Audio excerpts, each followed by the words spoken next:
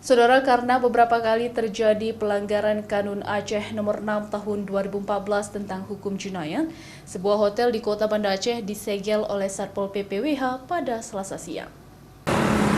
Personil Satpol PP dan WH Kota Banda Aceh menyegel sebuah hotel yang berada di kawasan Batoh, Kota Banda Aceh.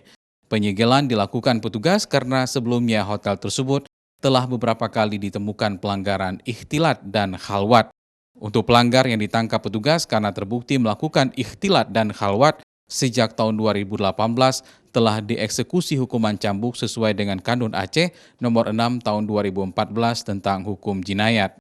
Ada beberapa kasus tahun lalu yang memang setelah kita dalami, diminta keterangan dari awal terkait pelanggaran syariah, terus berkembang terkait dengan tidak adanya izin usaha terhadap hotel tersebut. Jadi pihak penyidik menindaklanjuti dan ini harus kita lakukan penyegelan sesuai dengan Kanun nomor 6 2018. Selain disegel, karena melanggar kanun syariat Islam, hotel tersebut juga telah habis masa izin usaha dan dalam proses pengurusan. Seperti diketahui, untuk seluruh usaha hotel di Kota Banda Aceh wajib memiliki rekomendasi dari Satpol PP WH sesuai dengan kanun syariat Islam yang berlaku di Aceh.